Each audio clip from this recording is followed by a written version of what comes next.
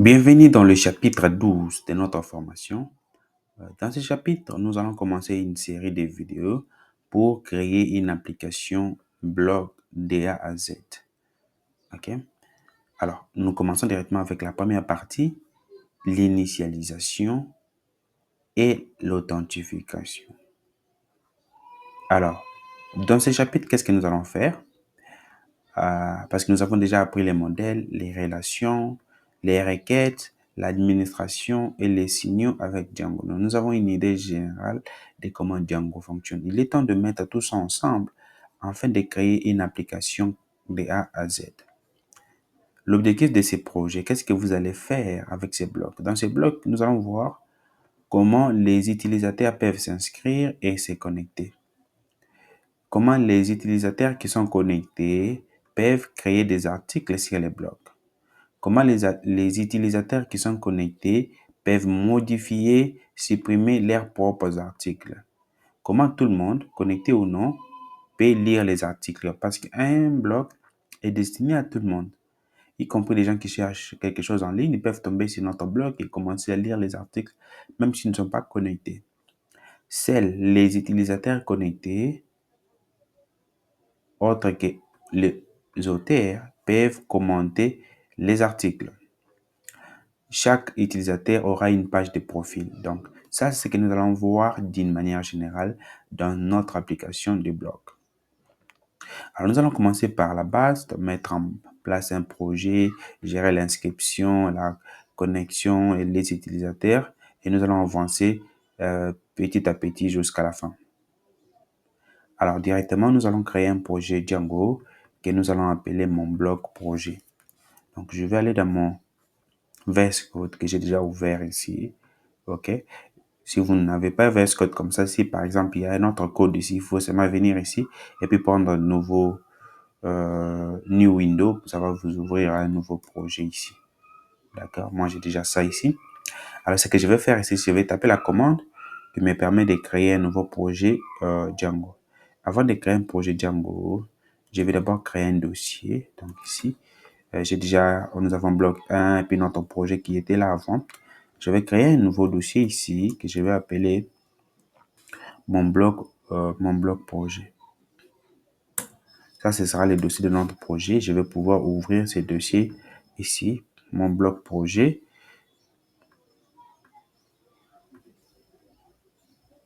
Mon bloc projet. Yes. Alors, nous allons voir que notre dossier est vide. Nous devons alors commencer quelques commandes pour créer les fichiers de notre projet. Donc, la première commande que j'avais tapée ici, c'est d'abord créer l'environnement virtuel parce qu'il faut toujours commencer par l'environnement virtuel afin que le projet, les dépendances de notre projet soient dans le même dossier. Donc, je vais taper la commande Python 3-m venv et je vais appeler l'environnement, je vais l'appeler env. Cela va créer un dossier ici appelé env. Alors, une fois que j'ai le dossier, je vais pouvoir activer l'environnement virtuel ici. Env bin activate. Donc, je crée un environnement virtuel, c'est important pour que toutes les dépendances de notre projet soient dans cet environnement. Donc, l'environnement est activé. Là, je peux maintenant dire pip, installe-moi quoi? Installe-moi Django. Django est installé. Et là, je peux maintenant dire Django admin, ok, Django admin, start project. Je vais l'appeler config. Nous allons toujours aller dans cette même logique, appeler le projet global de configuration config. Nous mettons point pour que ça soit créé ici. Là, nous voyons qu'il y a un fichier manage.py qui a été ajouté et notre dossier config, ce qui nous permet de gérer la configuration de notre projet. OK? Donc là, je peux essayer pour voir si tout marche bien. Donc, je vais taper Python manage.py run server. Donc, je peux voir que nous avons notre projet Django qui est là et nous pouvons maintenant commencer à configurer notre projet. OK? Maintenant que nous avons ça en place, Je vais couper ici. Nous allons pouvoir créer une nouvelle application. Donc, je vais faire ici Django, OK, admin. Si je tape la commande Django admin enter, je vais voir toutes les commandes que je peux utiliser ici. La commande que nous venons d'utiliser, c'est start project. Et là, je vais prendre la commande start app pour pouvoir créer une nouvelle application. D'accord? Startup. Et comment je vais appeler cette application? Je vais l'appeler blog app. Donc, quand je vais faire enter, Django va m'ajouter un nouveau dossier ici appelé blog app avec le fichier de configuration de notre application. Alors, qu'est-ce que je dois faire? Je dois pouvoir enregistrer cette application dans le fichier setting. Alors, je vais dire que dans notre fichier setting ici, nous allons trouver un endroit où on a écrit installed app. Nous allons pouvoir ajouter notre application appelée blog quoi? Blog app, tout simplement. C'est ça? Ouais. Donc, je vais save ici.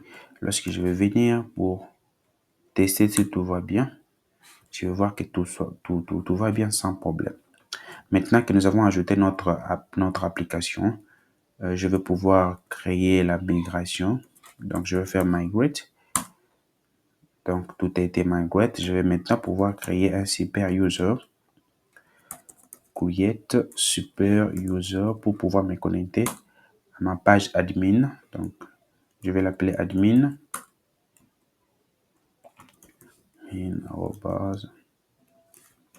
Je vais mettre l'email ici et je vais mettre un mot de passe. Je vais confirmer le mot de passe. Je vais prendre yes.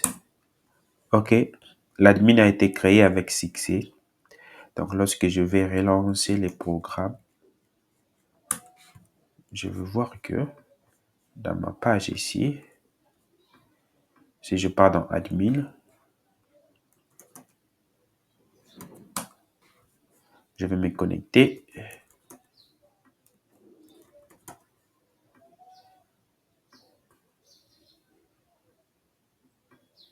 Je vais pouvoir voir que je suis connecté ici. En tant qu'admin, j'ai les users qui sont ici. Donc, nous sommes prêts pour continuer avec la suite. OK. Alors, nous allons aller rapidement dans notre application Blog App ici. Nous allons ajouter un modèle. Ce sera le modèle pour les articles. Donc, je vais créer une nouvelle classe. Je vais dire article. OK, qui va hériter bien sûr de models.model pour que ce soit un modèle Django. Nous allons ajouter les titres. C'est un char field. Donc, comme c'est un char field, ce sera max length de, disons, 255 caractères. Nous allons avoir les contenus. Le contenu, comme c'est un texte un peu plus long, nous allons prendre text field. Contenu, comme ça. Nous allons prendre un text field. Comme c'est un text field, non, nous le laissons vide, nous n'avons pas besoin de préciser max length. Nous allons prendre auteur, qui sera l'auteur de l'article. Et cette fois-ci, je dois utiliser un foreign key. Donc, je dois pouvoir lier l'auteur à l'utilisateur qui a écrit l'article. C'est pourquoi nous devons ici importer l'utilisateur. Donc, je vais dire from Django.contrib.off pmodels import quoi? Import user. Donc, ici dans mon foreign key ici, je vais dire tout. Je vais lier l'auteur à qui?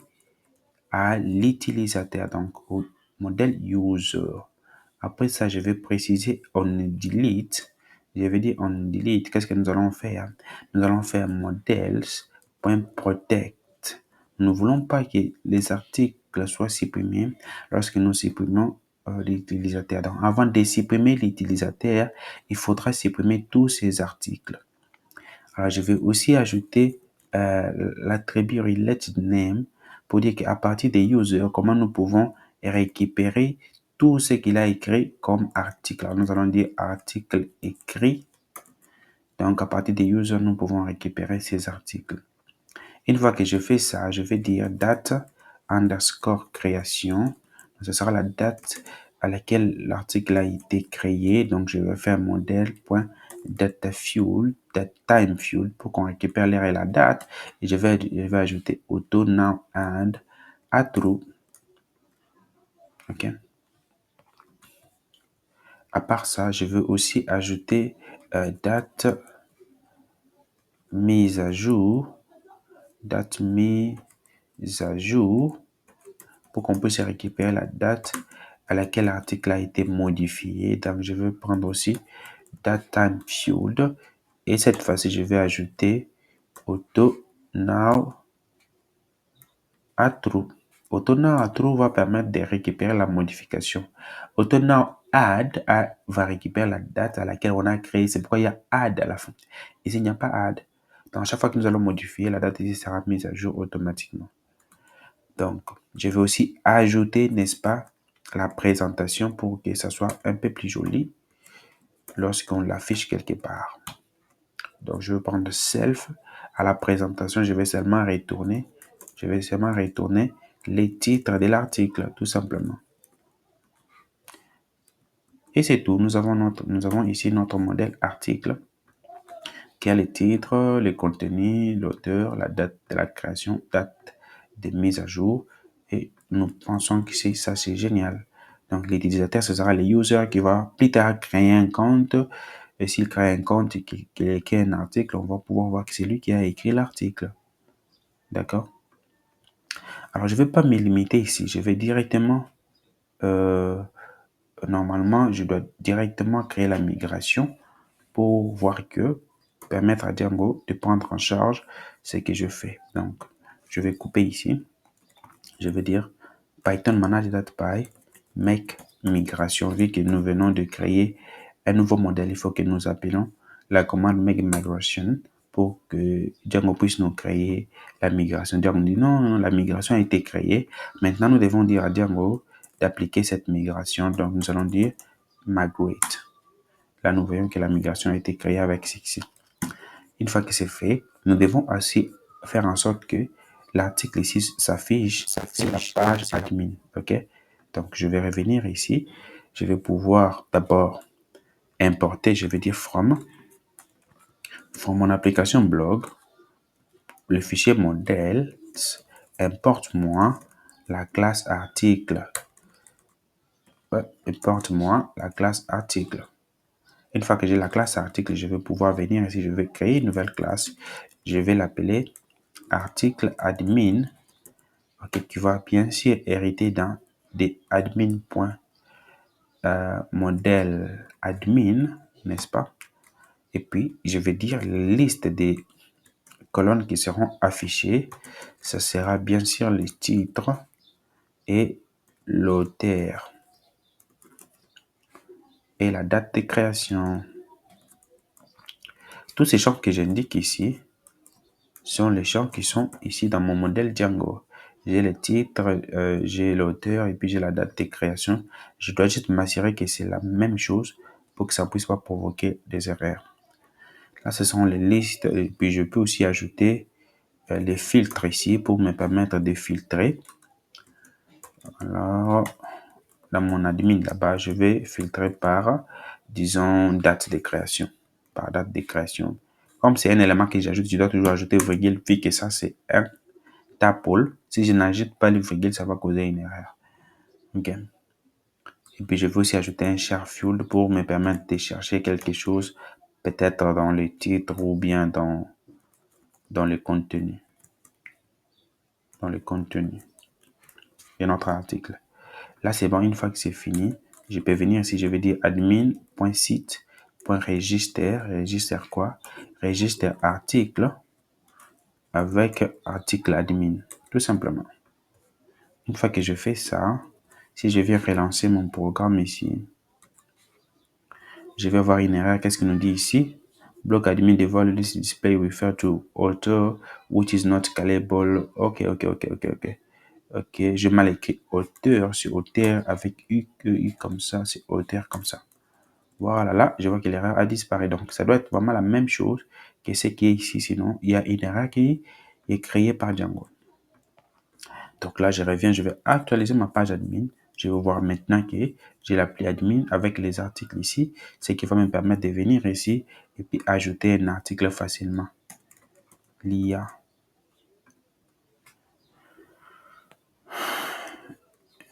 L'IA fait pair. L'IA fait pair au dev. L'auteur, je vais prendre admin, c'est lui qui a créé cet article. Je vais faire save. Donc, je peux voir ici que j'ai titre, auteur et date de création. C'est les listes display que nous avons ajouté ici, ce qui nous permet d'afficher les informations en colonne, ce qui est intéressant. Et puis, ici, les listes filter ici. Le filtre, c'est ce qui nous permet ici, OK? Ce qui nous permet ici de filtrer par rapport à la date. Vous voyez? Et aussi, dernière chose, liste share field, search field ici, ça me permet de faire la recherche ici pour dire, bon voilà, s'il y a quelque chose qui contient l'IA, c'est ce que nous allons chercher, ok, en quelque sorte. Alors ici, j'ai une erreur de contenu, et puis auteur, si je reviens dans le code ici, j'ai mal nommé contenu ici, je dois pouvoir modifier ça. Ce n'est pas contenu, mais c'est contenu. Donc, je vais modifier ces champs. Une fois que j'ai modifié ces champs, je vais pouvoir recréer la migration parce que je vais les modifier les champs. Yes. Je vais pouvoir migrate aussi. Ok, là c'est bon. Il faut vraiment vous assurer que les champs sont bien nommés pour que tout marche bien. Donc là, quand je vais actualiser ici, je vois que ça marche sans problème. Donc, je fais recherche ici. Je peux faire recherche sur l'IA. Si je fais recherche sur autre chose qui n'existe pas, on va me dire que je n'ai pas de résultats ici.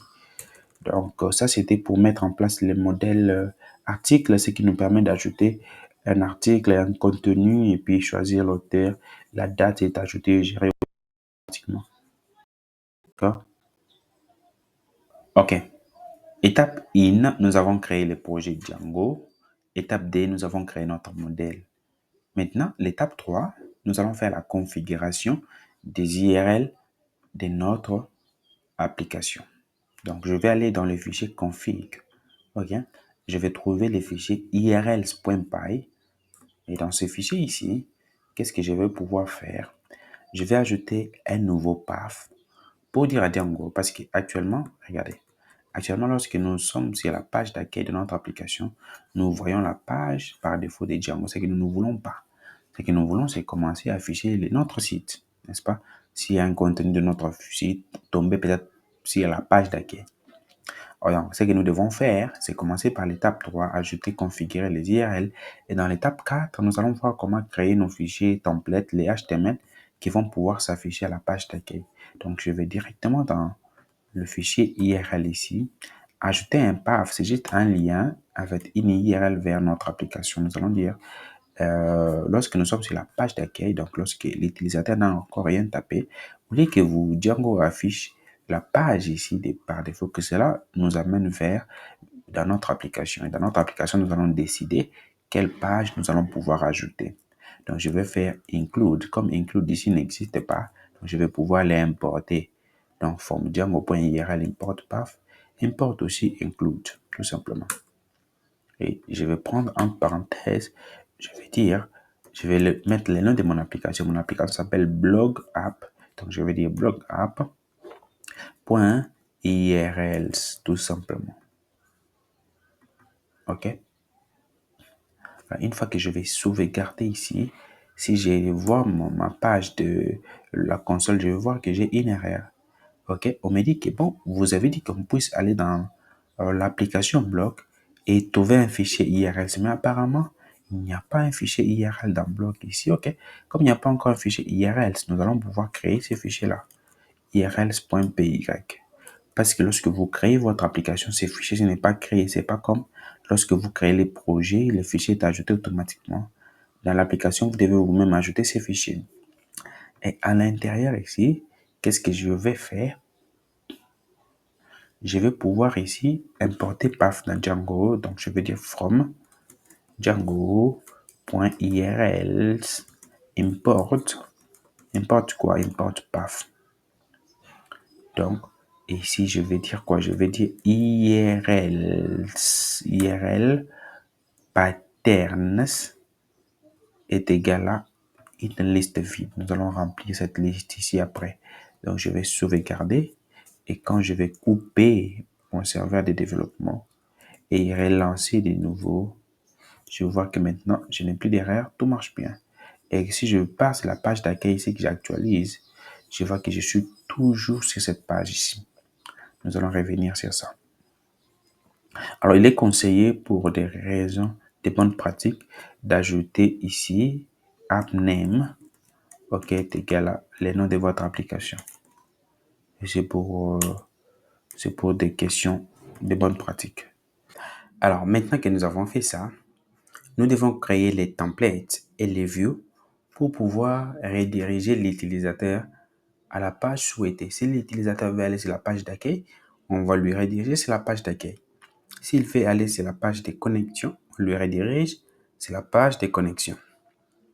Alors, nous allons commencer par créer un dossier ici à la racine. Donc, je vais d'abord cliquer pour je vois la sélection ici en bleu pour ne pas faire une erreur de créer un dossier à l'intérieur de notre dossier. Donc, je clique d'abord dans le vide et puis je vais créer un nouveau dossier. Je vais appeler ce dossier template avec S à la fin, template. Donc, ce dossier, il va contenir tous mes fichiers HTML. Alors, avec Django, lorsque nous créons les fichiers templates ici, nous devons indiquer à Django où est-ce qu'il va commencer à aller chercher les templates. Alors, nous allons aller dans notre dossier config. Nous allons trouver les fichiers settings. Et dans le fichier settings, ici, nous allons chercher un endroit où c'est écrit template. Je vois ici template. Et à l'intérieur des templates ici, je vais voir base dir. Base dir va indiquer, n'est-ce pas, les dossiers de base où nous allons voir notre template. Alors, je vais dire ici, base dir slash, ok, slash, je vais mettre les noms des dossiers, comment nous avons appelé ça. Nous avons appelé ça template. Je vais écrire ici template. Alors, base dir ici, c'est en fait une variable qui stocke les liens du dossier parent de mon projet. Donc, je vais dire qu'à partir du dossier parent, tu vas trouver un dossier template. Donc, c'est les dossiers que nous allons commencer à utiliser. Tout simplement, je vais sauvegarder ici. Je m'en sers aussi que AppDir, c'est true pour que même si on crée les templates à l'intérieur du blog, de notre application, que ce soit aussi accessible. Une fois que j'ai fini ça, je vais fermer ici. Alors, je vais aller dans mon dossier base template ici. Je vais pouvoir créer un nouveau dossier. Je vais appeler ce dossier base.html. Ça va contenir, n'est-ce pas, les HTML de base qui va contenir la configuration, les liens, s'il y a des CSS, on va les inclure là-bas. Alors ici, je vois que c'est Django. Je vais d'abord prendre HTML pour créer d'abord la structure de base. Je prends HTML5 pour qu'on me complète déjà ici. Donc là, j'ai, n'est-ce pas, les templates de base de mon projet. Nous allons revenir sur ça. Alors là, j'ai les templates de base. Et il faut maintenant aussi créer d'autres templates, n'est-ce pas, pour que si je veux que l'utilisateur puisse aller sur la page d'accueil, qu'il puisse être rédigé sur la page d'accueil. Dans ce cas-là, je vais ici créer un dossier, un fichier plutôt que je vais appeler accueil. Ok, accueil.html qui va contenir la page d'accueil. HTML, accueil.html. Je vais aussi créer, je vais d'abord aller avec ces dossiers ici. Et qu'est-ce que je dois faire? Je dois dire à Django que les dossiers accueil.html ici doit hériter de cette base ici qui va contenir déjà tout ce que j'aurai besoin, comme la barre de navigation, les CSS et tout ça. Donc, c'est pourquoi dans le fichier ici HTML, je dois ajouter, n'est-ce pas, un blog. Je vais ajouter un blog. Donc, je vais utiliser les tags blog pour dire que, bon, voilà, les contenus de mon application seront à l'intérieur ici. N'est-ce pas? Les contenus de mon application seront à l'intérieur ici. Je vais dire ici end block. End block. Dans bloc, content and block, c'est à l'intérieur ici que tout va se passer. Je vais créer un div et je vais mettre tout ça à l'intérieur de ce div. Voilà. Donc, si cette page hérite de la page ici, le contenu de cette page sera amené juste à l'intérieur ici. Je vais donner une classe ici. Je vais appeler ça conteneur. Nous allons utiliser ça plus tard. Mais je le mets déjà ici. OK. Voilà. Alors, il y a encore une petite chose que nous allons faire. C'est dans le titre ici, au lieu d'avoir un titre simple. OK, attendez, je change d'abord dans Django comme ça. Comme si Django HTML template, ça me permet de me compléter. Je vais prendre bloc. Je vais appeler ça title. Ce sera le titre de mon site qui va s'afficher dans l'onglet de mon navigateur. Pour les titres ici, je vais dire que par défaut, on va dire mon blog. Et quand nous serons sur la page d'accueil, nous allons dire page d'accueil. Une fois que c'est bon, je pense que j'ai oublié de mettre pourcentage. Si c'est toujours bien de travailler avec Django, l'extension Django pour voir s'il y a une erreur ici. Vous voyez? Donc là, c'est bon. Je suis prêt pour continuer. Donc, je vais seulement venir dans ma page accueil ici. Je vais faire extend. Extend me permet d'hériter d'une page. Donc, je vais dire que je vais hériter de la page base HTML. Comme j'ai hérité ici, je peux dire bloc. Bloc, nous l'avons appelé content. Bloc content, ce sera ici. Je peux mettre un titre ici, H1, pour dire que bon, voilà. Ici, je suis sur la page d'accueil. Page d'accueil. Voilà. Voilà. Et puis, je peux aussi ajouter bloc title. Bloc title. Et puis, je vais dire ici, accueil. Voilà. Donc, bloc title aussi. Quand je vais hériter, Django va faire quoi? Il va prendre ce que j'ai mis ici. Il va remplacer ça ici, parce que c'est title. Il va prendre ce que j'ai mis ici pour dire que je suis sur la page d'accueil pour remplacer ça à l'intérieur ici. Là, nous avons notre template et puis nous pouvons continuer avec la suite. Donc là, prochainement, ce que nous allons faire, c'est créer les views et pour dire à Django, bon voilà, si la personne est allée sur la page d'accueil, il soit redirigé sur la page ici HTML. Donc, je vais me rendre dans mon application Blog App, dans les dossiers views.py. Je vais pouvoir créer une view ici. Je vais dire def une view, c'est juste une fonction ou une classe. Mais dans notre cas, nous utilisons une fonction. Donc, je crée une fonction. Je vais dire à Django, si la personne veut aller sur la page d'accueil, donc nous allons appeler cette fonction ici, accueil view, qui pourra permettre la requête. Pour l'instant, nous n'utilisons pas encore cette requête, mais nous allons plus tard. Nous allons voir plus tard.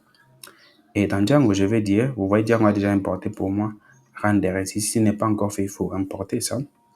Par défaut, ça est toujours là. Je vais faire return render, entre parenthèses, request, ce sera la requête. Et puis, je vais dire que je vais rediriger l'utilisateur à ma page d'accueil. Donc, mon fichier HTML s'appelle comment? Ça s'appelle accueil.html. Vous devez écrire exactement comme ça se trouve ici. Sinon, ça ne va pas marcher. Donc, je vais sauvegarder ici. Ok, une fois que j'ai sauvegardé, j'ai ma view. Mais je ne dois pas me limiter là. Je dois aussi mettre l'IRL pour dire que non. Si la personne veut aller sur la page d'accueil, ça veut dire que c'est vide comme ça. Ok, ça veut dire qu'il n'a rien tapé. C'est encore vide. Vous voyez, quand je fais comme ça, c'est la page d'accueil. C'est vide. Si je vais aller sur admin, alors c'est /admin. Ça, il y a quelque chose. Mais quand il n'y a rien comme ça veut dire que c'est la page d'accueil. Si la personne veut aller sur la page d'accueil, dans ce cas-là, la personne sera redirigée sur, n'est-ce pas, sur ma page d'accueil ici. Sur ma page d'accueil ici qui va lancer le fichier accueil.html. Donc, à partir d'ici, nous devons aussi importer.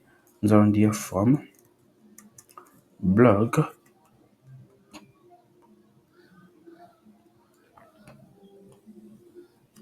.views import accueil. Nous importons la fonction accueil à partir de notre view. D'accord? Alors, je peux venir, ou bien on peut faire, d'autres personnes préfèrent faire ça, from blog import view.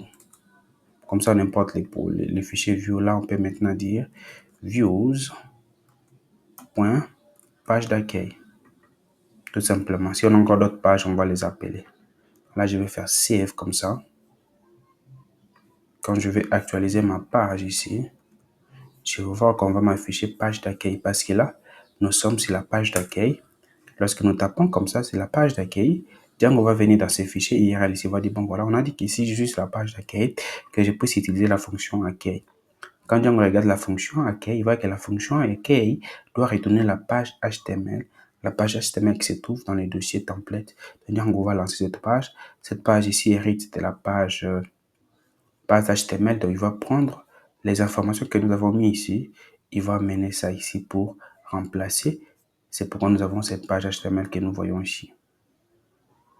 D'accord? Ok, là, c'était le navigateur Safari, mais je vais vous montrer quelque chose parce que dans notre page HTML ici, nous avons ajouté les titles. Les titles ici, c'est où ça se trouve? Pourquoi nous ne voyons pas ça sur notre page ici? Donc, je vais fermer ça. Je vais plutôt ouvrir l'application dans Chrome. Quand je vais lancer ici, vous voyez ici, c'est écrit New Tab. Ok. Maintenant, regardez lorsque je rentre sur ma page, on m'écrit accueil. Donc, comme je suis sur la page d'accueil, on va m'écrire accueil. Donc, je dois d'ailleurs mettre ça en majuscule. Voilà, accueil en majuscule comme ça. Voilà. Donc, c'est ce qui est les titres pour chaque onglet. Parce que si j'ouvre un autre onglet, par exemple, disons la page GitHub, je vais voir ici qu'il y a un titre GitHub ici. Ça permet de différencier plusieurs onglets. Quand quelqu'un sait, est-ce que là, la page ici, c'était la page d'accueil ou le nom de notre application bloque, quelque chose comme ça. Donc, c'est utile. Et quand je vais aussi faire clic droit, voir les codes, voir view page source, voir les codes de la page, je vais bien voir qu'ici, j'ai accueil et puis ici, j'ai H1, page d'accueil. Donc, qu'est-ce que Django a fait? Django va prendre ma page base ici, il va pouvoir mélanger ça avec la page d'accueil. Vu que la page d'accueil va hériter de la page base ici. Donc, c'est-à-dire que les informations que nous avons mis ici seront amenées sur la page ici. Par exemple, accueil qui va aller dans title et les H1 ici, page d'accueil qui va venir ici. Ici, nous n'avons pas accueil, donc c'était bloc. Ici, on n'avait rien, mais ici, nous voyons que dans div ici, qui a un conteneur, nous avons H1 page d'accueil parce que les informations de l'autre côté ont été amenées ici pour être remplacées. Et si nous partons par exemple sur la page des connexions, les informations de la page des connexions seront amenées ici, ce qui va faire qu'une fois que notre page ici a déjà chargé, nous venons seulement remplacer les informations. Ça va rendre notre application un peu plus performante. Si par exemple nous avons déjà inclus les HTML, les CSS ou d'autres librairies, ça va économiser à chaque fois au lieu de recharger la même chose chaque fois. Donc ça, c'est ce que vous pouvez comprendre ici rapidement. Nous allons retourner sur notre application et puis nous allons pouvoir continuer les développements.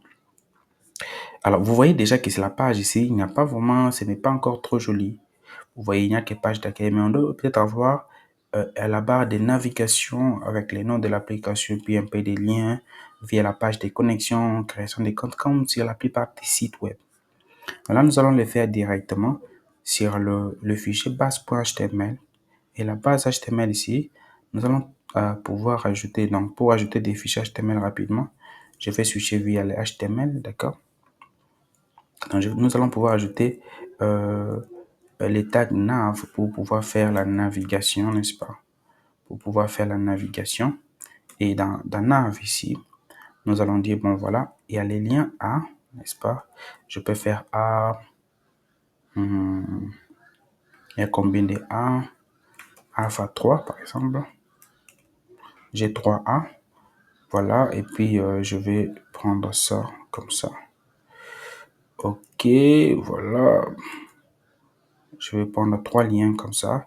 Et ça, je peux appeler ça accueil pour aller sur la page d'accueil, n'est-ce pas? Je vais appeler ça accueil. L'autre page, je peux appeler ça la page de connexion. Et l'autre page, je peux appeler ça la page d'inscription. Ok, ça a l'air cool, n'est-ce pas? Bon, nous allons pouvoir revenir sur d'autres choses après. Pour l'instant, je vais sauvegarder. Je vais voir les résultats sur mon site ici. Je vais voir accueil, connexion, inscription. Sauf que ce n'est pas encore trop joli. Même si je zoome ici, ce n'est pas encore trop joli. Nous devons pouvoir ajouter un peu de CSS pour que ça soit un peu joli. Donc, je vais revenir ici. Je vais directement ajouter les tags style pour ajouter du style directement de mon HTML. Donc, je vais pouvoir économiser l'espace ici. Avec tout ça, voilà, j'économise l'espace. Donc, je vais dire ici style pour ajouter du style de CSS, n'est-ce pas, pour rendre un peu joli ma barre de navigation, n'est-ce pas? Voilà. Donc, je vais directement venir ici.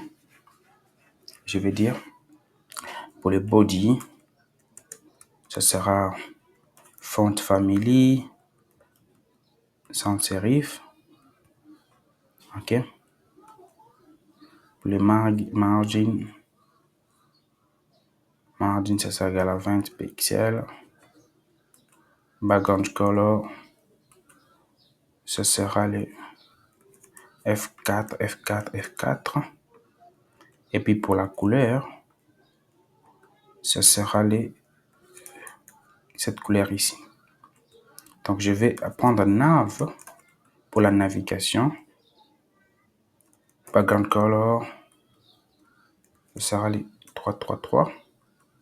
Padding, ce sera les 10. Je mets un peu de style, quoi, tu vois. Et puis je vais mettre le margin bouton de 20 pixels. Quand je sauvegarde, je vais d'abord actualiser. Je vois que ça commence à prendre des formes, sauf que ce n'est pas encore fini. Nous devons continuer avec les styles. OK. Dans les nav, nous avons les A. Donc, je vais dire nav A. Nous allons dire color right. Margin right est égal à 15 pixels. Et text decoration est égal à none. Et quand je reviens ici, je vois que ça commence à prendre des formes. Je vais continuer. Nous avons ajouté un conteneur, n'est-ce pas? Vous voyez ces conteneurs ici. Nous allons seulement dire, point, vu que c'est une classe, conteneur. Nous allons dire background color, ce sera white. Padding, ce sera 20. Plus tard, on va voir comment aussi on peut utiliser une librairie pour les CSS. Nous voulons vraiment garder les choses simples pour d'abord travailler sur les fonctionnalités plutôt que sur des choses que nous pouvons faire avec des librairies. Donc, mais nous allons faire en sorte que ça soit un peu joli, non? Pour que ça soit un peu espacé, pour ne pas faire des choses en désordre. Donc là, c'est bon. Mettons un peu d'ombre. Et puis nous allons dire pour les H1 et les H2. Et les H2, ça sera couleur 555. Bon, je save. Quand je vais actualiser. Donc là, c'est bon. Nous sommes sur notre page d'accueil. Et les choses commencent à prendre un peu de forme. Alors, ce que nous devons faire maintenant, c'est aussi ajouter un moyen de permettre à l'utilisateur, une fois cliqué sur la page d'inscription, qu'il soit rédigé sur la page d'inscription. Si je clique ici, c'est l'accueil, qu'il puisse naviguer, n'est-ce pas? Dans ce cas, nous devons aussi ajouter les pages HTML pour chaque action, pour la page de connexion et la page d'inscription. Dans notre template ici, nous allons seulement copier, coller accueil ici. Nous allons appeler ça connexion. Ce sera la page de connexion. Et ça, on va appeler ça inscription. Tout simplement. Pour inscription, nous allons dire inscription. page d'inscription. Pour l'instant, nous allons d'abord mettre ça. Connexion aussi, nous allons mettre connexion, page de connexion. Tout simplement. Là, les fichiers HTML ont été ajoutés. Maintenant, comment permettre à Django de faire en sorte qu'une fois que je clique ici, que je sois redirigé sur la page de connexion, ainsi de suite. Donc là, nous devons ajouter les views. C'est les views qui vont décider de rediriger la page HTML avec la fonction render.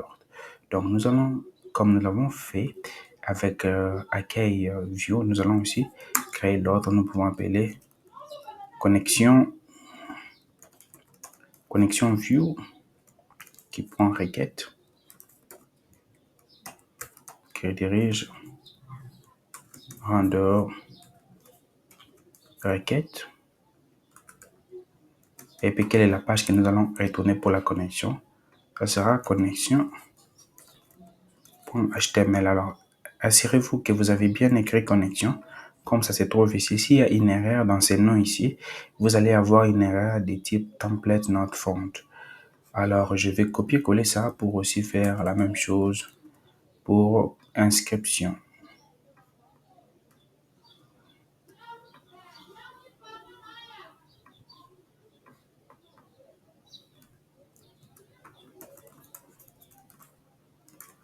Inscription.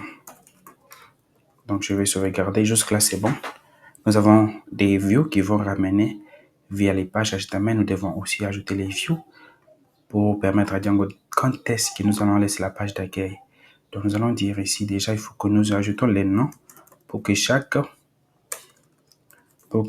view, chaque URL puisse avoir son propre nom que nous pouvons utiliser partout dans notre code. Ici, nous allons l'appeler accueil. Virgule, je vais copier-coller ça. Celui-ci, ce sera connexion. Ça sera connexion. Je mets slash à la fin par convention dans Django. Ici, ça sera inscription. Je mets aussi slash à la fin. Alors, ici, ça sera connexion. Nous allons aller sur la vue connexion view. Et puis, inscription, nous allons aller sur le view connexion view. Ici, les noms, ça sera connexion. Et les noms, ici, ça sera connexion. Ici, l'inscription, ça sera inscription. Tout simplement. Voilà. Donc là, maintenant, nous pouvons modifier notre fichier HTML de base parce que c'est le fichier HTML de base qui contrôle quel lien amène sur quelle page. C'est notre navigation ici. Donc là,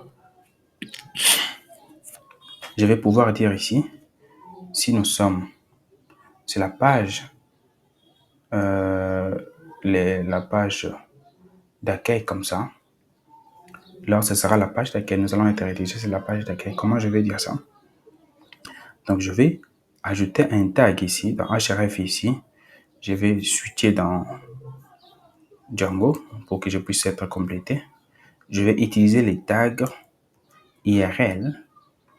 Je vais pouvoir me permettre d'indiquer l'URL. Comment nous avons appelé la page d'accueil? Nous l'avons appelé accueil. Donc, je veux dire, si la personne clique sur accueil, dans ce cas-là, il doit être redirigé sur la page d'accueil. Donc, comme nous avons ajouté un nom ici, un bloc app comme name, je peux prendre bloc app, je mets devant comme ça, puis je fais des points pour dire que non, dans mon bloc app, on va aller sur la page d'accueil. Je peux faire ça. D'accord? Si vous avez plusieurs applications, il est conseillé de faire ça pour faire la différence avec d'autres applications que vous pouvez avoir dans votre projet. Donc, je vais copier la même chose. Je vais copier la même chose pour les autres pages. Je vais copier ça. Je vais aussi copier ça. Comment nous avons appelé celui-ci? Je vais mettre côte à côte, comme ça je vais voir. Je vais tout voir. Celui-ci, nous l'avons appelé connexion. Donc, je vais mettre ici connexion. Ce sera la page de connexion. Celui-ci, nous l'avons appelé inscription. Je vais mettre ça inscription. D'accord, là, je vais faire save. Je vais voir s'il y a une erreur ici. Il n'y a pas d'erreur. Je vais pouvoir actualiser ici. Il n'y a pas d'erreur non plus. Maintenant, regardez. Je suis sur la page d'accueil. Quand je vais cliquer ici, je suis sur la page de connexion. Quand je vais cliquer ici, je suis sur la page d'inscription. Je suis à mesure de naviguer entre les pages. Et vous voyez ici, ça change aussi. Quand je clique, ça change partout. Donc, nous avons nos pages. Alors, ça, dans la page de connexion, nous pouvons ajouter un formulaire de connexion sur la page d'inscription. Nous allons ajouter un formulaire d'inscription sur la page d'accueil. Nous pouvons afficher les articles, par exemple. Donc, petit à petit, notre application commence à prendre un peu de forme. Et plus tard, nous allons voir si, par exemple, l'utilisateur est déjà connecté. Au lieu d'afficher page connexion, nous allons dire, bon, voilà, s'il est déjà connecté, nous allons afficher peut-être les boutons de connexion. Et s'il n'est pas encore connecté, nous affichons les pages connexion et inscription. Ce qui va rendre encore notre application plus logique. N'est-ce pas? Ok, maintenant que nous avons fait ça, nous allons pouvoir aller avec les détails de chaque page. Nous allons commencer par la page d'inscription, ajouter un formulaire qui va permettre à l'utilisateur de créer un compte. Donc, ce que nous allons faire, c'est aller dans Views. Nous avons déjà créé cette view inscription. Alors, dans cette view ici, nous allons ajouter un peu les codes pour permettre à l'utilisateur de créer son compte. Nous allons d'abord vérifier. Nous allons dire si la méthode que l'utilisateur a utilisée, donc request.method, ok, request.method est égal à post. Si c'est post, c'est-à-dire que il a utilisé un formulaire, il a utilisé post, il veut nous envoyer les données. Alors, ces données-là, ce sont les données d'un formulaire. Donc, nous allons créer une variable formulaire et nous allons pouvoir utiliser un formulaire que Django nous a déjà donné, qui vient déjà avec Django, qui permet à l'utilisateur de créer un compte. Ces formulaires-là, donc je vais pouvoir l'importer ici. Je vais dire from django.contrib.auth.forms import quoi? User creation form. C'est un formulaire qui permet à un utilisateur de créer son compte. Donc, nous allons utiliser User Creation Form.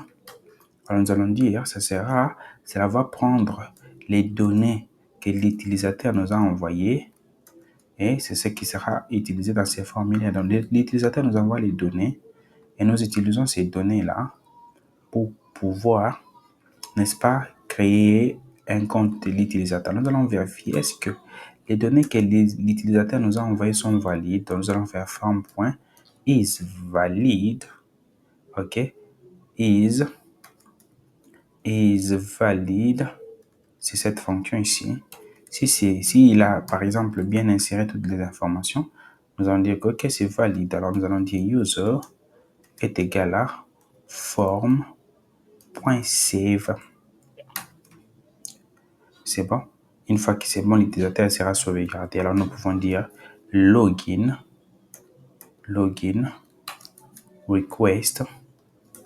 request.quoi request user. Donc, nous allons pouvoir importer les logins. Qu'est-ce que nous voulons faire? Nous voulons que lorsque l'utilisateur est connecté, qu'on puisse automatiquement, lorsqu'il a créé un compte, qu'on puisse automatiquement lui connecter sans lui demander encore d'aller se connecter. Donc, dans ce cas-là, nous allons aussi importer la fonction qui permet à connecter un utilisateur. Nous allons dire from quoi? From django.contrib.auth import quoi? Import login. C'est la fonction login ici que nous allons pouvoir utiliser pour connecter l'utilisateur. Une fois que nous avons fait ça, nous allons pouvoir rediriger l'utilisateur. Nous allons dire return quoi? Redirect.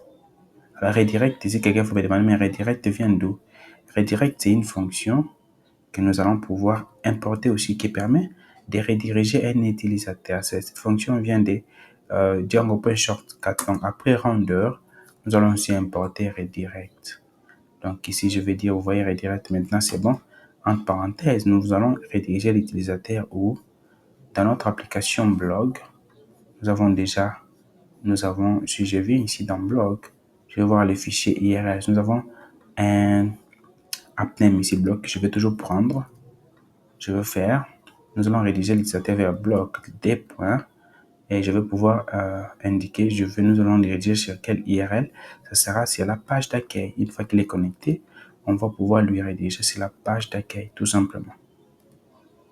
Voilà. Là, c'est bon. Alors là, c'était lorsque la méthode était égale à post. Alors si la méthode n'est pas égale à post, nous allons dire quoi? Nous allons dire else. Donc si ce n'est pas le cas, qu'est-ce que nous allons pouvoir faire? Nous allons dire que le formulaire, ce sera alors égal à user creation form. Ça sera un formulaire vide, vu que l'utilisateur, si la méthode n'est pas post, alors la méthode est get. Ça veut dire que l'utilisateur vient d'arriver sur la page d'inscription. Comme il vient d'arriver sur la page d'inscription, dans ce cas-là, nous allons lui afficher un formulaire vide. Une fois qu'il ait rempli les formulaires qu'il nous envoie, alors la méthode ce sera post. Dans ce cas-là, nous allons créer son compte et puis lui connecter tout simplement. Et puis à la fin, nous allons dire return. Alors dans cette fois-ci-là, nous allons aussi faire quoi? Nous allons aussi retourner, n'est-ce pas, les formulaires ici. Nous allons dire, c'est comme c'est un dictionnaire, nous allons pouvoir retourner la clé forme avec la valeur formulaire. Comme ça, à partir de notre template, nous pouvons utiliser le form ici comme une variable qui va nous afficher les formulaires dans notre template, n'est-ce pas? Alors, une fois que nous avons fait ça, ce que nous devons faire, c'est créer, aller dans notre template. Dans quel template? Dans les templates inscription que nous avons ici. Et à l'intérieur de ce template, on affiche seulement les titres. Alors, à part les titres, qu'est-ce que nous allons faire? Nous allons venir ici, nous allons dire form. Donc, je vais passer à HTML pour que je sois complété automatiquement. Voilà. Je vais dire quoi? Je vais ajouter un formulaire form avec la méthode post. Donc, form, je vais enlever action, vu que je vais utiliser la même view. Donc, je vais utiliser le formulaire, le tag form qui va avoir la méthode post. Ça veut dire que je suis en train d'envoyer les données. D'accord? Alors, comme dans tout formulaire, je vais ajouter un bouton. Je vais ajouter un bouton, je vais dire bouton de type submit que je vais appeler s'inscrire. S'inscrire. Voilà. Donc, ça c'est bon, c'est ce qui va s'afficher si c'est la page d'accueil, les boutons s'inscrire. Alors, il faut que j'ajoute un formulaire là-bas. Comment je vais faire pour pouvoir ajouter un formulaire? Donc là, je pense que je vais revenir sur Django pour ajouter les formulaires ici. Comme nous avons la variable ici form que nous pouvons accéder dans notre template, je vais seulement dire ici pour accéder à une variable, on utilise double accolade comme ça nous permet d'accéder à la variable form. Et je vais seulement faire form ASP pour qu'il puisse me mettre les champs de ces formulaires comme des paragraphes pour que je puisse avoir des retours à la ligne, d'accord? Et lorsqu'on utilise un formulaire dans Django, il faut toujours utiliser le tag CSRF token pour se protéger contre les attaques CRF. Nous avons déjà expliqué ça dans les cours. Donc là, je suis dans les bandes que je vais sauvegarder. Ok, si je rentre et j'actualise ici, je vais pouvoir voir un formulaire ici qui me demande le username et il me dit que non, le username doit être comme ça, le password doit être comme ça et déconfirmer le password. Nous allons voir comment enlever tous ces help ici, tout ça. Mais là, nous avons notre page d'inscription qui est là. Ok, vous allez remarquer seulement que les noms sont en anglais parce que notre site est en anglais. Comme c'est quelque chose qui doit se passer en français, nous allons aller dans le fichier settings. Nous allons descendre jusqu'en bas. Nous allons trouver la partie language code. Nous allons mettre français, France, FR. Donc là, quand je vais actualiser ici, on va me dire nom d'utilisateur, mot de passe.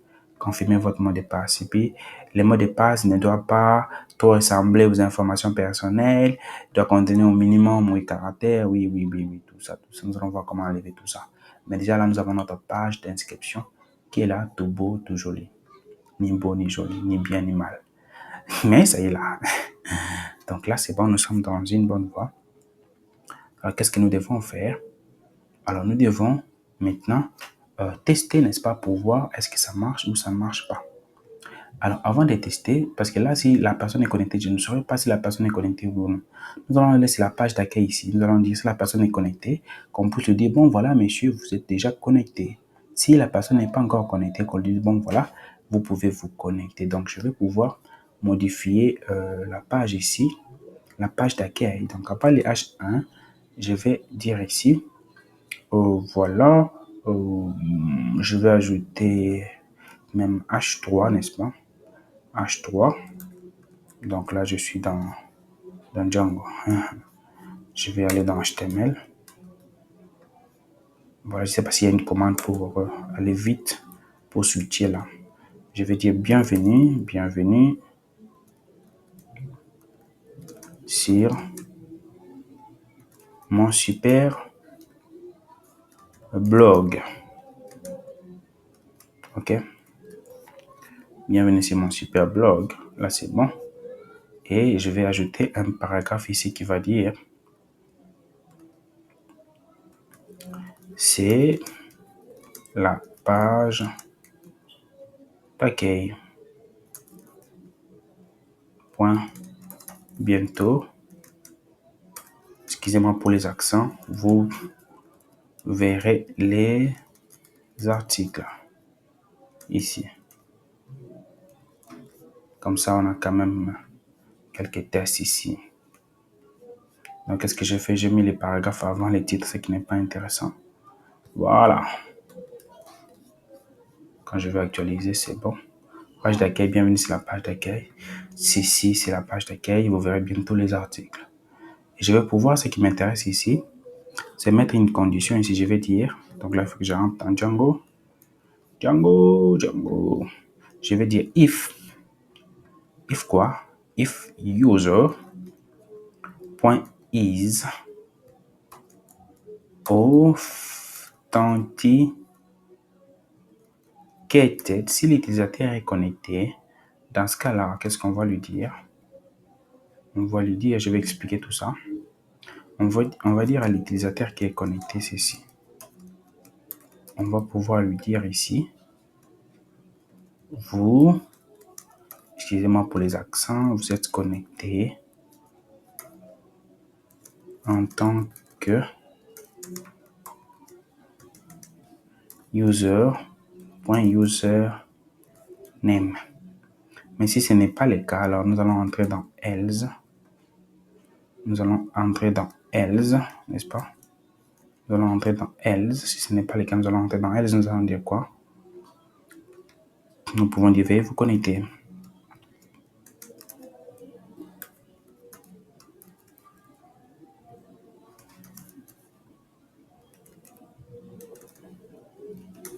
Veuillez vous connecter. Voilà. Et quand je vais revenir sur la page, quand je vais actualiser, on me dit veuillez vous connecter. N'est-ce pas? Voilà. L'objectif est que lorsque je suis connecté, qu'on m'affiche que je suis connecté, que je puisse savoir que je suis connecté. Alors, pourquoi ici je mets if user? User ici, c'est un contexte processeur. Ça se trouve dans n'importe quelle page. Ça veut dire que dans n'importe quelle page, nous pouvons accéder à la variable user sans pouvoir les déterminer parce que dans notre view ici, nous n'avons pas notre view accueil ici, nous n'avons pas user quelque part ici, mais je suis quand même à mesure d'utiliser user. C'est parce que user est accessible à n'importe quelle page.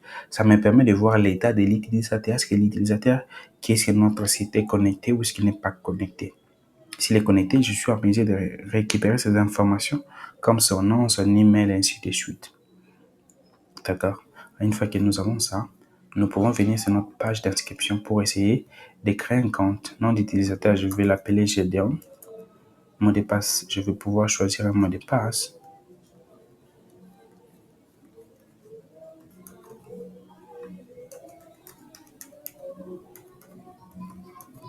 Et je vais cliquer sur s'inscrire. Qu'est-ce qui se passe ici? On me dit ici, vous êtes connecté en tant que Gédéon. Donc là maintenant, même si j'actualise ma page, je suis connecté, je suis déjà connecté, je suis connecté. Alors une fois que je suis connecté, il ne faut pas qu'on m'affiche ici connexion et puis inscription. Je ne dois plus revenir sur la page d'inscription parce que je suis déjà connecté. Dans ce cas-là, je dois pouvoir cacher ces liens ici pour afficher peut-être les boutons de connexion par exemple. Donc, je vais revenir dans ma page d'accueil. C'est là où, déjà ici en tant que Gédéon, je peux mettre Gédéon Je peux mettre ça peut même comme un lien. Je peux mettre GDN comme un lien. Je peux mettre GDN comme un lien. Vous voyez, n'est-ce pas? Pour que ça puisse faire la différence, quoi. Le nom d'utilisateur qui est connecté à ma fiche, vous êtes connecté en tant que ça soit visible. Alors maintenant, l'objectif est que je puisse cacher ça lorsque je suis connecté. Je vais aller dans base et puis dans base ici, je vais pouvoir mettre une condition ici. Ok? Qu'est-ce que la condition va dire? La condition sera la même chose que nous avons fait dans AK ici. Si je suis connecté, alors, si je suis connecté, je dois afficher le nom d'utilisateur qui est connecté. La même chose que nous avons fait. Nous pouvons dire, bon, voilà le nom d'utilisateur qui est connecté. Si je suis connecté, on m'affiche le nom d'utilisateur qui est connecté. OK? N'est-ce pas? Mais si je ne suis pas connecté, donc else, si je ne suis pas connecté, nous allons aller dans else pour m'afficher que non, je ne suis pas encore connecté. Et puis, je vais faire end if pour, n'est-ce pas, finir ici ma condition. Voilà.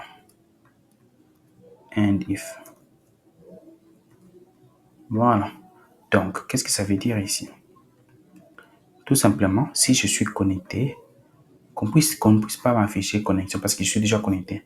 On va peut-être afficher ici l'URL de déconnexion, une page de déconnexion. Une page de déconnexion, on va peut-être dire déconnexion pour qu'on puisse permettre à l'utilisateur de se déconnecter. N'est-ce pas? Voilà. Quand je vais actualiser ici, je vais voir ma fiche GDON. Je pense que je peux enlever GDON ici comme nom d'utilisateur. Je vais laisser déconnexion. Donc, accueil et puis déconnexion, ça va me permettre de me déconnecter. Donc, lorsque je vais cliquer sur déconnexion, je serai alors déconnecté, n'est-ce pas, du site. Là, je suis déjà connecté. Et puis, il faut que j'ajoute maintenant la fonctionnalité de connexion pour permettre à l'utilisateur de se déconnecter. Vous voyez que là, on ne m'affiche pas connexion parce que je suis déjà connecté et que nous avons mis cette condition et qu'on va seulement afficher les liens via la page connexion, la page inscription.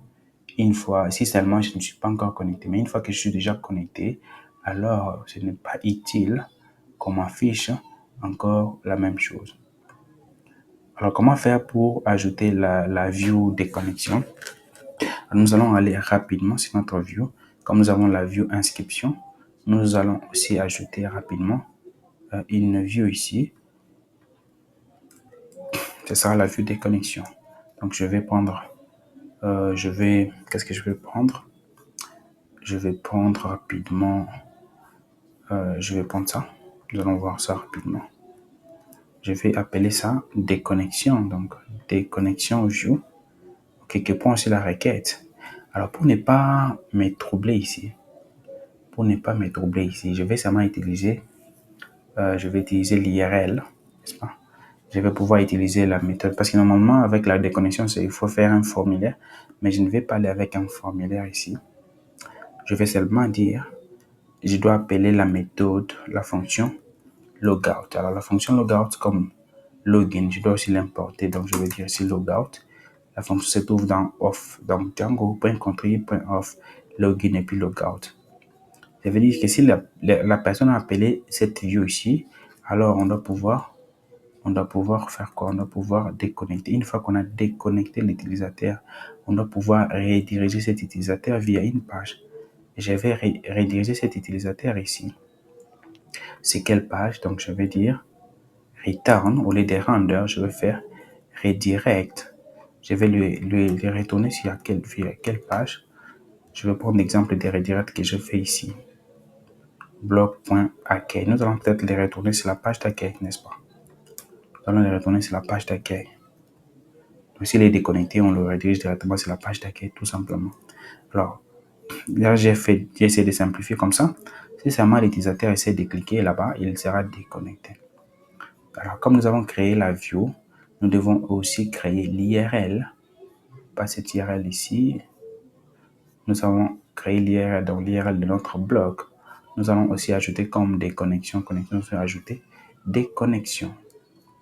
Nous ajoutons aussi des connexions. Voilà, des connexions. des connexions ici. Ici, nous allons utiliser la vue des connexions. Donc, comme ça, nous pouvons utiliser ces noms ici. Donc, je vais revenir dans base ici. Comme nous avons fait ici, IRL connexion. Ici, nous allons faire la même chose. Nous allons faire la même chose. Nous allons faire la même chose. Voilà. Ça sera ici déconnexion. Je vais sauvegarder. Je vais revenir sur la page, je vais actualiser. Là, c'est bon. Quand je vais cliquer sur déconnexion, vous allez voir que je suis déconnecté. Veuillez vous connecter. N'est-ce pas? Donc, j'avais créé un compte, j'étais connecté. Je me suis déconnecté. Alors, j'essaie de me reconnecter encore, mais je vois que je n'ai pas encore les formulaires pour me reconnecter. Donc, il me faut automatiquement ajouter aussi les formulaires de connexion pour que lorsque je suis déconnecté, que je puisse, n'est-ce pas, être en mesure de me reconnecter. N'est-ce pas? Donc là, nous allons ajouter les formulaires pour la connexion. Comme nous avons déjà la vue connexion ici, nous allons pouvoir modifier cette vue, n'est-ce pas? Alors, nous allons se dire if quoi? If requête point méthode, comme nous avons fait de l'autre côté. If méthode est égal à post. Donc, si l'utilisateur nous a envoyé les données, nous allons pouvoir utiliser un formulaire. Donc, je veux dire formulaire est égal. Alors, cette fois-ci, au lieu d'utiliser user creation form, non, ce n'est pas ce que nous allons utiliser. Nous allons plutôt utiliser authentication form qui se trouve aussi dans form ici. Donc, je vais faire authentification form. Pour authentifier, ça c'est un formulaire pour authentifier l'utilisateur, pour vérifier si les informations que l'utilisateur nous a envoyées sont vraies, oui ou non. Donc, nous allons ajouter request ici. Et puis, nous allons dire data. Donc, les données que l'utilisateur nous a envoyées, ça sera quoi? Ça sera request.data. .post. Request.post. Donc, dans le post ici, il y aura les données que l'utilisateur nous a envoyées. Nous allons appeler le formulaire. Pour la requête ici, il y a les données du formulaire qui sont venues. Alors, prends ces données-là, essaie de vérifier pour voir si cet utilisateur ici, c'est notre utilisateur qui existe. Alors, c'est pourquoi nous allons dire if. Si les données que l'utilisateur a envoyées is valide. Is valide, va vérifier est-ce que les informations sont correctes. Est-ce que les mots de passe et nom d'utilisateur sont corrects. Dans ce cas, nous allons dire user est égal à form.get user. Nous allons essayer de récupérer l'utilisateur. Donc, si les données sont valides, alors nous allons récupérer l'utilisateur de cette règle qui est dans ces formulaires qui a été authentifié. Nous allons dire alors, nous allons les connecter. Nous allons appeler la fonction login que nous avons déjà importée ici. Nous allons dire login quoi? Login pour la requête ici. Login, les users que nous avons récupérés ici, tout simplement. Une fois que c'est fait, qu'est-ce que nous allons faire? Nous allons toujours faire redirect. Donc, nous allons copier redirect ici. Nous allons dire return. Redirect, nous allons les rediriger, n'est-ce pas, sur la page d'accueil. Si nous l'avons connecté, nous le rédigeons sur la page d'accueil, tout simplement. Alors maintenant, la question va venir ici pour dire, bon voilà, alors si ce n'est pas post, je reviens sur la ligne ici, si la méthode n'est pas post. Dans ce cas, nous allons entrer dans else, nous allons dire, bon voilà, si l'utilisateur vient d'arriver sur la page de connexion, dans ce cas-là, nous allons appeler la classe authentification form qui va créer un formulaire vide pour permettre à l'utilisateur d'entrer son username et son password, son nom d'utilisateur et son mot de passe. Comme nous avons fait ça, nous devons alors renvoyer, n'est-ce pas, les formulaires ici à notre page HTML pour que ce soit lisible, accessible à notre page HTML. N'est-ce pas? Nous créons un contexte ici. Donc, les formulaires ici vont venir ici. Et à partir d'HTML, nous pouvons appeler forme ici pour créer un formulaire. Dans ce cas, nous allons aller dans notre page connexion. Dans notre page connexion qui est dans notre template ici. Donc, nous allons faire la même chose que nous avons fait dans accueil ici. Nous allons faire la même chose. Qu'est-ce que nous allons dire? Qu'est-ce que nous allons dire pour la page d'accueil ici? Déjà, je vais changer ici pour aussi ajouter un formulaire comme nous l'avons fait là-bas. Pour aller rapidement, je vais pouvoir copier-coller ce que j'ai fait ici. C'est la même chose. Je mets ça ici.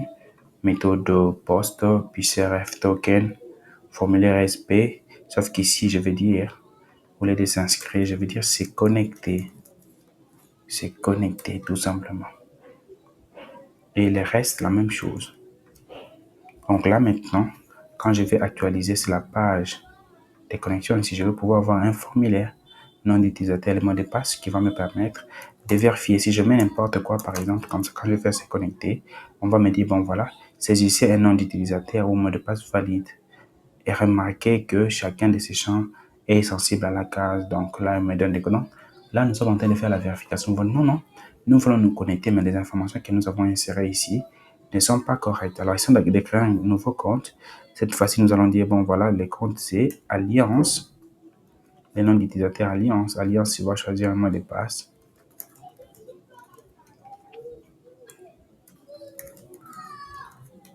Il va s'inscrire. Une fois qu'il est inscrit, il est connecté. Il dit, bon, vous êtes connecté en tant qu'Alliance. Et je vais pouvoir me déconnecter. Là, je suis connecté. Je peux venir sur la connexion. Et je vais insérer Alliance. Et puis, ce mot de passe. Quand je clique sur se connecter, je vois que je suis aussi connecté.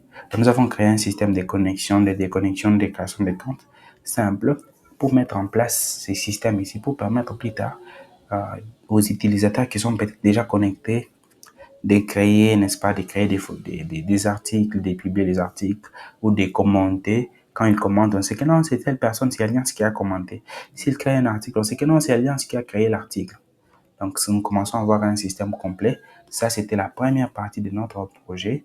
Nous allons dans la deuxième partie voir comment maintenant permettre à l'utilisateur, n'est-ce pas, de créer les articles, de pouvoir publier les articles. Donc là, nous pensons que nous sommes en train d'avancer très bien. Nous avons notre base ici. Je vous retrouve dans la deuxième partie pour continuer avec notre projet Django de A à Z. OK?